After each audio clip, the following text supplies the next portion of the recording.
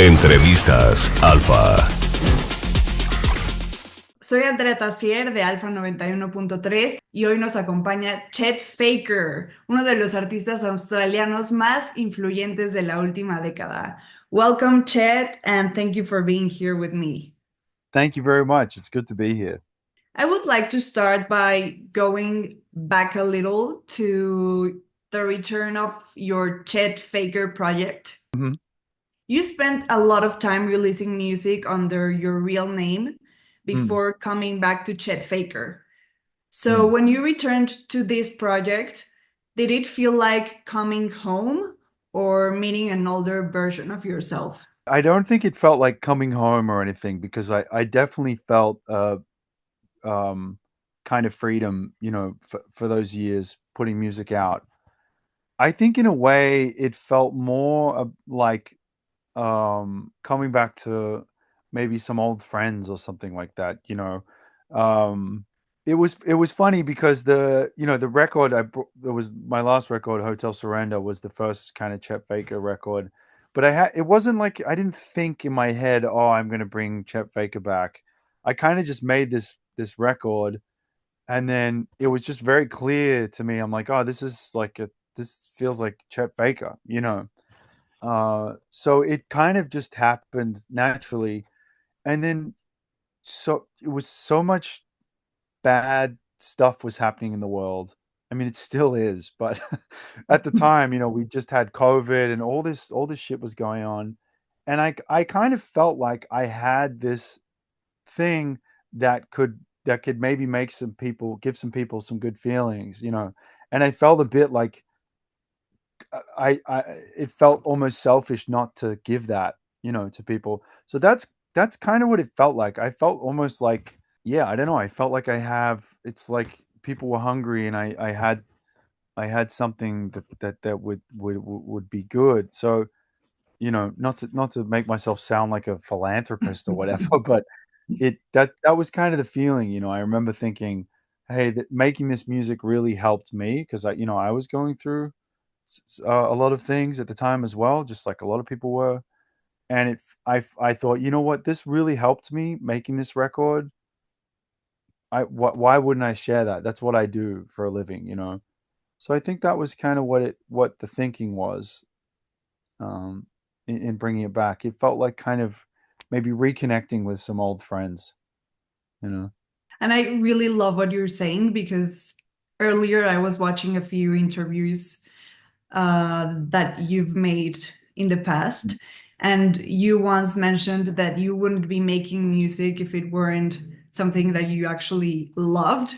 And the fact Yeah. that you're saying it right now, that you're doing it because you love it and because you want to bring it to other people, I love that you still feel the same way. Yeah. Thank you. I mean, I definitely have to. It. I think that's just my mom would agree. I only do what I what I want to do. So like I have to really love it. I think, all the success and fame and whatever, it doesn't really do much for me, to be honest. I like keeping a low profile, but I really, yeah, I think it's really my kind of my feel. I want to feel free, and music helps me feel free. And yeah, I really hope that that's something that I can give to some people, the same feeling. Um, it seems like a worthwhile thing to do. So, Thank another you. thing that made me really curious about your process is that you mentioned in another interview that when you were younger, you didn't have a hobby. So you were looking for a hobby and then you got into music and music became your hobby. But then later on, you're living from that hobby. So Mm. I wanted to know, how do you turn something that started as a hobby into a way of life without losing the magic that made you fall in love with it in the first place? Oh, I mean, that's a good question, but it's like it's a daily struggle. Like there are a lot of people who love what they do, and because they love it, they don't do it as a job, which is also a totally reasonable way.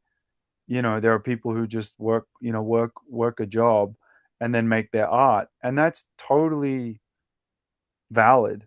Um, but I think for me, when you know when this became like a job, I just wanted to do it as much as I possibly could, and I thought, oh well, if I can make it my job, then I can spend the most time doing it. But it's I mean it's such a complicated thing. There's definitely been periods where I was falling out of love with music and had to find new ways to love music. So I guess that's the answer, is that you can't always, you have to keep re-falling in love with what you're doing. And sometimes you have to find new ways to love it. Like I know I had to do that. A lot of the things that maybe early on that I loved about making music didn't work anymore, or maybe were ruined. Um, and I think probably in a way it's become more personal. Obviously, it was very personal when I started, but to choose to share music, you have to kind of want feedback from people and want to share. But I think that as time has passed, I really just don't enjoy the feedback at all, and I had to disengage from that, because once you reach a certain audience, there's just so much stuff that comes with it that you just like, okay, I don't care about this anymore. Which is And then great. yeah, it's great now because I'm just like, Yeah, I read sometimes I'll read a comment that's really beautiful and I'll take that. But you also just read stuff and you're like, whatever, man. Like yeah. it's always a dude as well that has some crazy shit to say. But anyway, But it's that's free fine. in a way. It's freeing. It's totally freeing. Yeah, I kind of think now more about my job. My job is not to make people like my stuff. My job is to give them something to feel something about. And if they want to feel something negative, that's actually totally up to them. That's fine. And even though they might think that I've failed, that's not true. I've succeeded because I've given something to them to feel. It's up to them if they want to feel something good or bad. It's not up to me, you know, because you can find whatever you're looking for in art. And if you want to waste your time feeling something negative on something rather than feeling something positive on something else, that's literally your choice. It's not the artist's choice. Um, but I think for me, I really just think about it in a long term, and it's just a without sounding too like profound, but it's a vocation. It's like Yeah, it's like a kind of religion or whatever for me. It's just like, yeah, this is what I do, and I'm gonna work at it and honor it as much as I can, and just choose to believe that along the way that good things may happen. And if it goes big, it goes big. If it goes small, it goes small.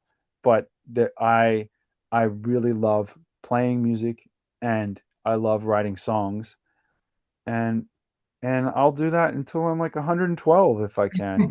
It's like, and it's if I do it for a job, that's great. But maybe, I mean, it seems like the robots are going to replace all of us soon. So I'll still do it for the underground resistance or whatever. It's yes, do just, it for yourself because it makes yeah, you. yeah, it's just something that I want to do as like a human, in a body. So Yeah. it's sort of simple and complex at the same time. Also, I don't think robots can replace what you're saying about the emotions They in don't this. get it, man. Robots, they don't know Exactly. what it's like. They don't know what rain feels like. They don't know what heartbreak, Yeah. like they don't even have a body. And I was actually talking about this on another interview to someone. It's like a body is so much a part of music. Yeah. Rhythm is the body, like the swing, and everyone has a different sense of rhythm. And it's like, so if you take a body out of the equation, you take so much out of music. I mean, singing is a body. The body is an instrument. Like yeah, AI can copy singing, but it can never sing because it's your voice. When you talk to people, we have such a complex ear for each other's emotion. I mean, that's what acting is as well. In a way, acting is singing because it's your body expressing emotion. So, yeah, I mean, the robots might get really good at copying, but it'll never be able to innovate because Yeah. it just doesn't experience things the way we experience. Yeah. I So, think you're still safe. Yeah, I mean, whatever. Like even if they take it, like fuck them. Like I'm a human.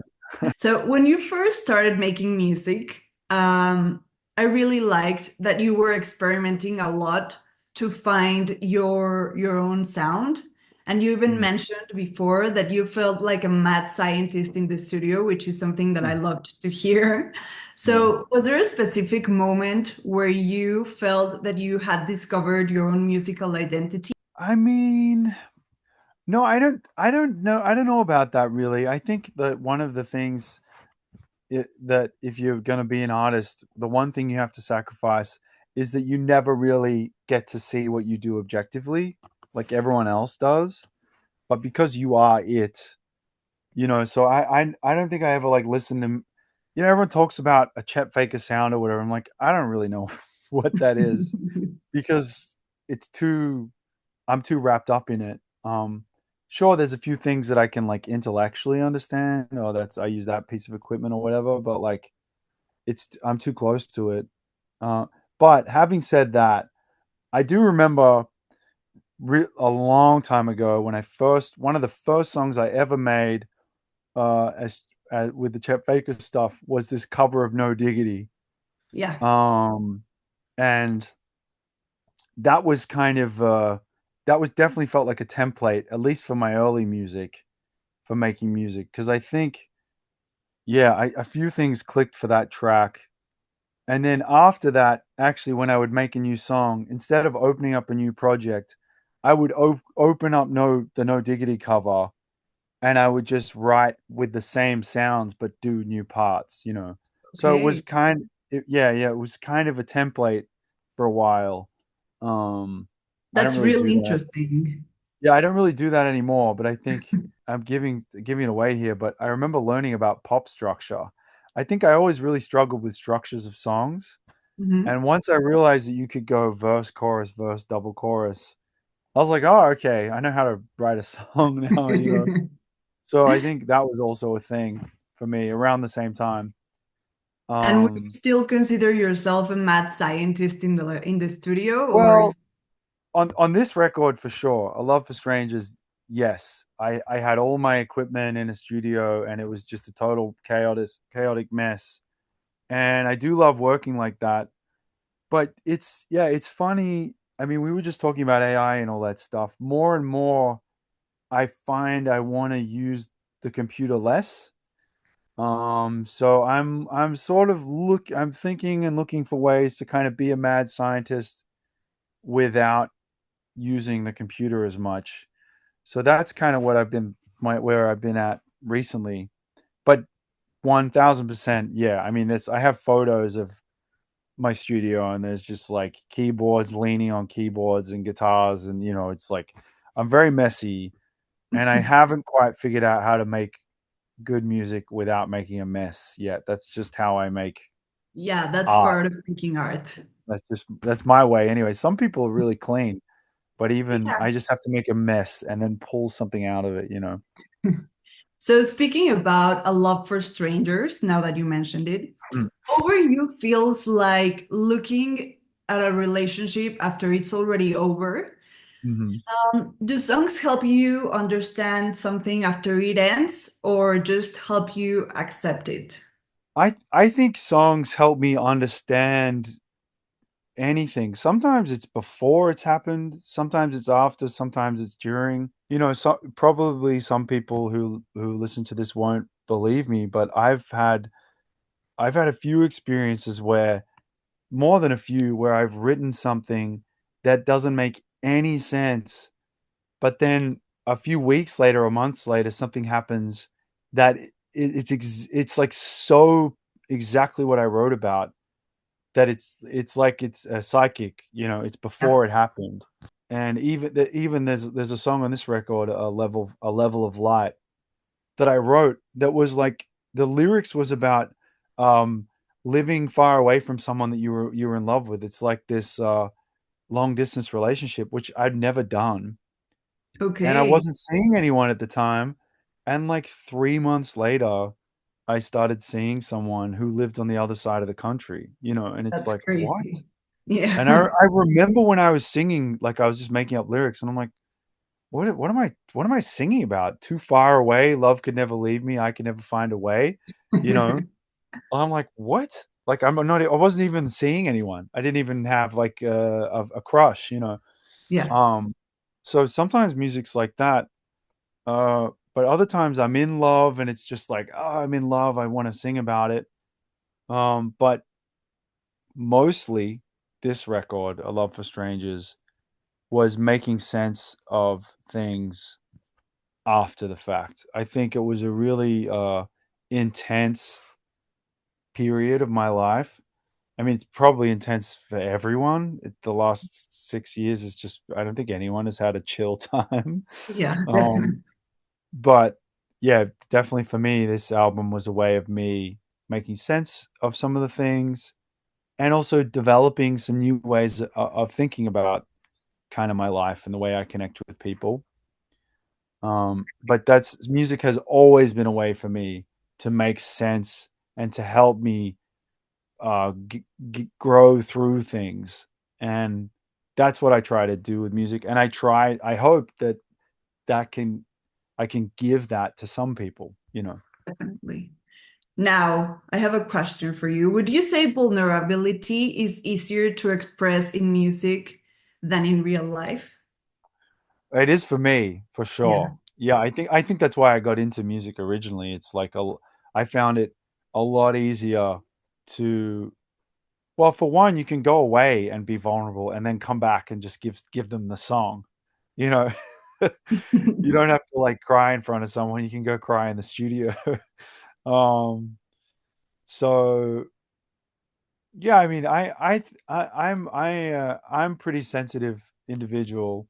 Um, and I spent a lot of my 20s trying to be like a not sensitive, but I think as I've gotten older, I'm much quicker to water in the eye now. You know, I watch a movie and I'm moved. Yeah, people always said when you get older things get easier or whatever, but I've actually got more emotional as I've gotten older, which is funny. I didn't. No one told me that would happen. They said it would be the other way around. Um, so yeah, I think it's for me it's easier to be vulnerable, but in a way, I think music is kind of is like training wheels for life. I think it was Quincy Jones, I could be wrong, who said, if you want to be a great artist, if you want to make great music, you have to live a great life. And so you have to be vulnerable in your life if you Yeah, want to make good music, and you have to take risks and connect with people. You can't bypass that and expect to make great music. Like you have to live your life. So, definitely. yeah. Well, we're running out of time, so I just have Okay. one last question for you. Could you tell me your top five artists of the moment? Ooh, okay. Like new artists. Well, no, maybe your top five artists that you're listening to right now. Okay, interesting. Um, well, it's funny because there's like new artists that I like, and then there's stuff that I actually listen to. Recently, I've been listening to a lot of new age kind of music, like kind of ambient stuff. So I have recently been listening a lot to a Japanese artist, Susumu Yokota, Okay. um, who I think has actually passed away. Um, but he was active in the 90s and he has these beautiful record. There's one called Symbols that I've been listening to. I've also been listening to another artist called Gigi Masson, who is an ambient composer. I think he's from Spain. I'm sorry if he's not. So that's what I've been listening to recently. Um, Okay. Also, I listen to a lot of jazz. I've been listening to Eddie Harris, who's a famous jazz musician from back in the day, and then two new artists. I know everyone's saying this, but like I really love Geese and Cameron Winter. I just Yeah. really enjoy it. Some people love it, some people hate it. I love it. I think he's fantastic. Both his solo record and the album, the Yeah. Geese record, and then McGee. I'm like a huge McGee fan, and I'm like a fanboy. So like His music's awesome. Well, Yeah, thank you so so much for sharing this with me. It's really awesome. interesting Thanks, to know Andrea. what you're listening to. And well, thank you so much for your time. The interview was really interesting for me. Thank you. Me too. They were good questions. Y a todos los que nos escuchan, vayan ahora mismo a escuchar la nueva canción de Chet Faker, Over You. Gracias. Thank you so much. Entrevistas Alfa.